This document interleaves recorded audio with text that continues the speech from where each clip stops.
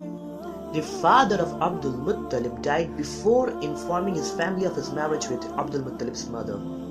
Because of this, Abdul Muttalib spent all his childhood without knowledge of any of his family from his father's side, and his father's family never knew about him until he reached a young boy's age, and his uncle, whose name was Al-Muttalib, learns about him, and he brings him to Mecca and gives this orphan the honor he deserves.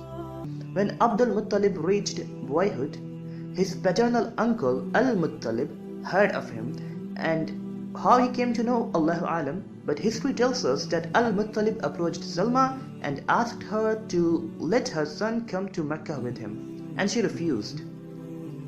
But when Al-Muttalib said, "Your son is going to Mecca to restore his father's authority and to live in the vicinity of the sacred house," she agreed.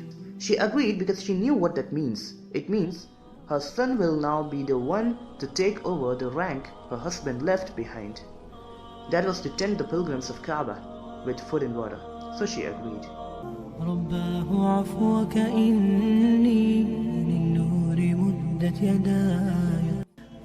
When people saw Abdul Muttalib, whose name back then was Shaybah, they didn't know that the young boy was his nephew. So they started calling the young boy, who was Shaybah, as the slave of Al-Muttalib, translated in Arabic as Abdul Muttalib. That's how Abdul Muttalib, the grandfather of the Prophet Muhammad ﷺ, got his name, with which he will be known forever. When his uncle died, a man named Nawfal, he unlawfully took hold of the rank of Al-Muttalib. Abdul Muttalib asked for help from the Quraysh to aid him against Nawfal, but each tribe denied to aid either of them. They said, "You two solve this issue among yourselves. Why should we, Quraysh, be included in this?" Then Abdul Muttalib wrote a letter to his uncles, to each of his uncles from mother's side in the tribe of Banu Najjar, and one of the uncles responded. He was Abu Saad bin Adi. Abu Saad bin Adi marched to just outside of Mecca with 80 horsemen, and when Abdul Muttalib went to receive his uncle, narrations say that Abu Saad said, "I won't see you until I see Nawfal," and instructed his horsemen to stay outside, and he alone entered Mecca to search for Nawfal. And where he found him? He found Nawfal in the shade of Kaaba, sitting with few old men who weren't able to fight. Now Abu Saad directly drew his sword and said, "I swear by Allah, if you don't restore my nephew what you have taken from him, I will kill you with the sword." But then Nawfal asked for help from the Quraysh who were around the Kaaba, but no support came for Nawfal. And Nawfal was forced to swear, with all the people of Quraysh being the witness, that he will give the rank of Al-Muttalib back to Abdul Muttalib. Thus, Abdul Muttalib earned his prestige and rank among the Quraysh.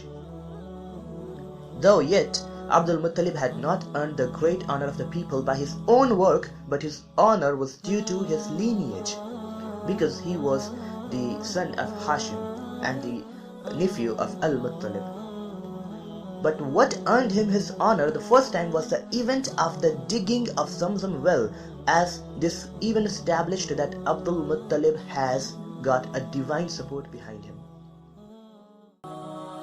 One night, Abdul Muttalib saw a dream. In the dream, he received an order, what he believed to be a divine voice, to dig a particular place outside of Kaaba, and if he did so, he will find the well of Zamzam. He did that along with his son Abdullah, and people of Quraysh tried to stop him verbally. They said, "You are digging in the holy sanctuary where our gods rest, and this is a bad omen, this is a bad sign." But Abdul Muttalib heard no one and said, "I am instructed to do this by Allah." Until they found the Zamzam well, and along with the Zamzam well, they also found the treasure of their ancestors from the tribe of Jurhum, who once had to flee Mecca. They buried their treasure outside of Kaaba. Treasure included some swords, according to a narration 7 swords, and some armors and 2 deer of gold. The Quraysh then said they too had their right on the treasure because this is found from Mecca. But Abdul Muttalib said that I was the one who dug this, so I am the one who found this. I and my family are the holders of this treasure. So the matter was taken to an oracle who was a woman who was said to be possessed by jinn, and she threw an arrow, and they believed that a jinn moves this arrow. So the arrow pointed towards Abdul Muttalib, and he was declared the rightful owner of this treasure of Jurhum. Abdul Muttalib donated his treasures to Al-Kaaba, and the door of Kaaba was stamped with the swords and the 2 deer of gold. Also, the Zamzam well that was found started to be distributed among the pilgrims. Now the pilgrims started drinking the holy water of Zamzam, and thus the tradition of Zamzam was established.